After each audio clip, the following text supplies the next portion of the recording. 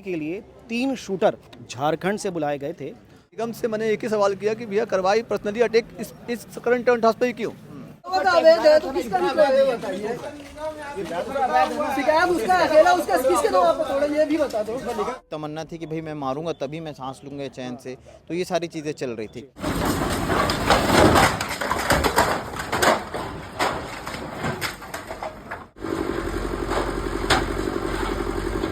Bhilai camp 2 Baikunth धाम के पास एक बार bulldozer की ऐसी घटना सुबह सुबह सामने आती है जहां पर तमाम सारे लोग जो हैं इकट्ठा हो जाते हैं। आने के बाद जो चीज़ें देखने को मिली वो तस्वीरों में भी आपको देखने को मिल रही है, और जो बारीकियां हैं यहाँ की वो बताने के लिए हमारे साथ यहाँ पर काफ़ी लोग हैं और उनसे बात करेंगे, जानेंगे कि आखिर ये कार्रवाई, क्योंकि शिवम हत्याकांड के बाद इस कार्रवाई को जोड़ करके देखा जा रहा है, बहुत सारी चीज़ें हैं इस घटना, इस पूरे कार्यक्रम से जुड़ी हुई सारी चीज़ें एक एक करके सिलसिलेवार तरीके से आप तक पहुंचाएंगे। शिकायत उसका अकेला उसका किसके दो आप थोड़ा।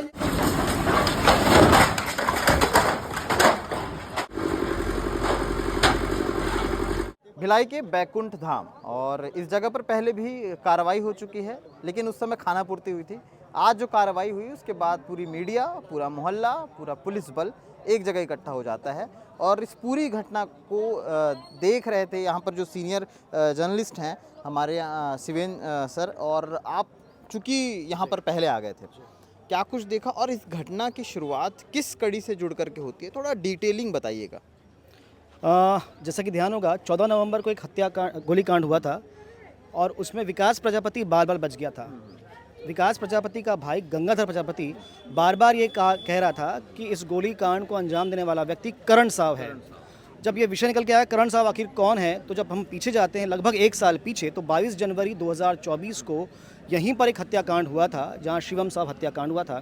और शिवम साव हत्याकांड में विकास प्रजापति जिस पर गोली चलाई गई थी उसका भाई राहुल प्रजापति भी एक आरोपी है।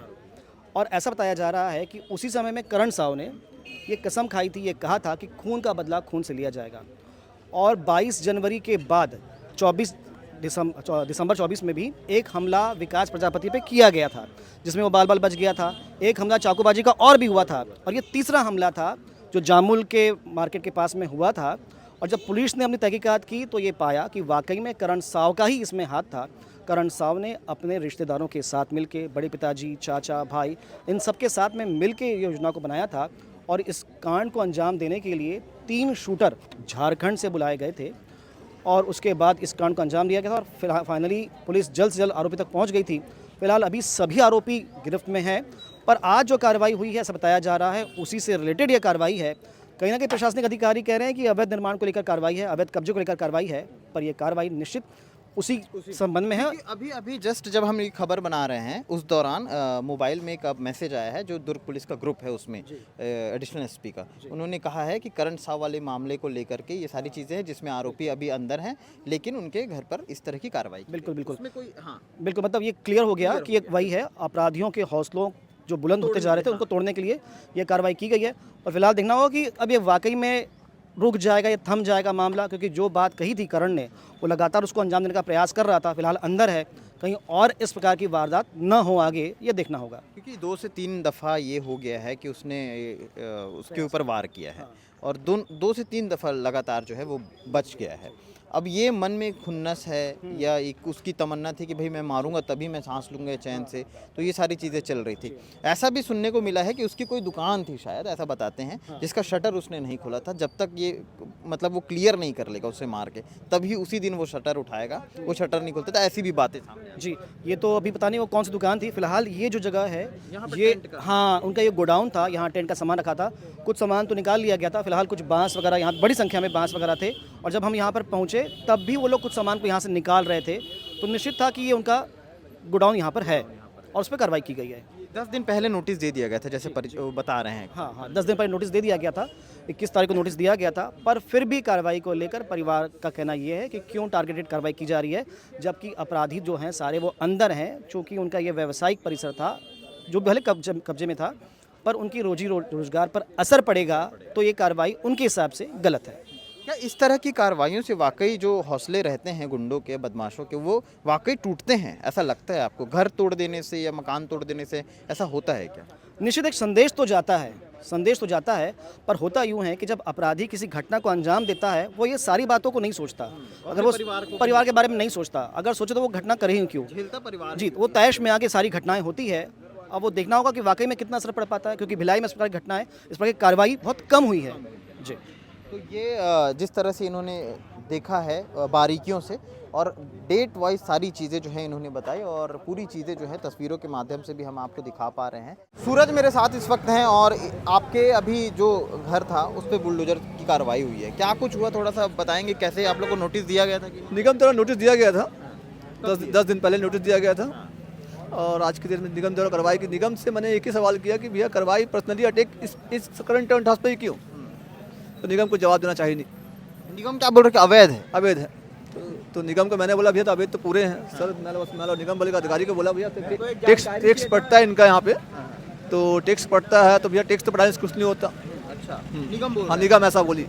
राजस्व अधिकारी है डायरेक्ट, वो बोले कि टैक्स बढ़ाने से कुछ नहीं होता। क्योंकि जो कुछ चीज़ें हुई थी उसमें तो भाई जो है वो तो अंदर है ना? जो भी हैं, जो इसमें मिले हुए थे पूरे रुपये अंदर है। उस संबंध में कुछ बोलना चाहेंगे आप? संबंध में क्या, अब ये जो गोलीकांड में जो शामिल थे पूरे आरोपी तो अंदर ही है, और जो बेगुनाह है उनको भी पुलिस जबरदस्ती उठा ली है। बेगुनाह जैसे कौन कौन है? उसमें बेगुनाह थे एक तो विनय साहु करके हैं व्यक्ति, रेखा साहु उनकी मम्मी है, उनको भी जबरदस्ती पुलिस उठा ली है। हाँ, बेगुनाह मतलब परिवार के संबंधित लोग हैं हम लोग। परिवार से संबंधित तो भैया परिवार तो सभी यहाँ पे, सबको उठा के ले चल जाओगे। मतलब जो जा रहे थे पूछता ले जाने के लिए ले जा रहे थे और बैठा ले रहे थे। भैया जो कांड किया उनको ले गए अपना, तो परिवार थोड़ी ले जाओगे आप। इससे पहले भी एक बार कार्रवाई हुई थी यहाँ। हाँ, कार्रवाई हुई थी ना। तो उसमें अभी आप क्या क्या रखे थे यहाँ पर? सामान वगैरह? सामान तो खाली कर लिया था पूरा, टेंट का सामान था खाली हो गया था पूरा, रहते नहीं थे। आज ये समृद्धि बाजार परिसर में मैं आया था। यहाँ पर काफ़ी रिक्त ज़मीन है और कई लोगों द्वारा अतिक्रमण किया हुआ है।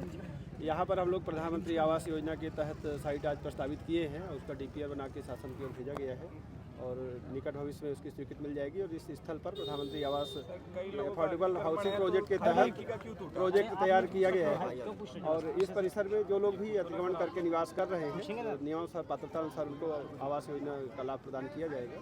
और सभी से इसमें अपील भी किया गया है कि कोई भी अवैधानिक रूप से अतिक्रमण करके न रहें, और प्रधानमंत्री आवास योजना है, सम्मानपूर्वक वो अपने आवास में रहें। लोगों का कहना है यहाँ पे बहुत अतिक्रमण है, पर पर्सनल टारगेट क्यों किया जा रहा है? सभी का एक एक करके सभी पर कार्रवाई की जाएगी। क्या कुछ किसी हादसे को लेकर के देखा जा रहा है? क्या इस अतिक्रमण को हटा नहीं, ये रूटीन कार्रवाई है, नगर निगम द्वारा सभी जगह कार्रवाई किया जा रहा है, यहाँ भी कार्रवाई किया जाएगा। शिकायत उसका अकेला, उसका किसके नाम आप थोड़ा ये भी बता दो। हाँ, तो किसके नाम का शिकायत है, कौन शिकायत है वो भी बताओ। नोटिस में नहीं लिखा है, कोई शिकायत नहीं, कोई शिकायत नहीं लिखा है। अबे तो पूरा है, बैठ दो ना। अभी याद आया आप लोगों को, अभी याद आ रहा है आप लोगों को। किसका ऊपर दबाव है बताओ। और क्या कुछ अपडेट रहता है इस पूरे घटना को लेकर के, पुलिस इस पर क्या बयान देती है, वो भी आप तक पहुंचाएंगे। शुक्रिया।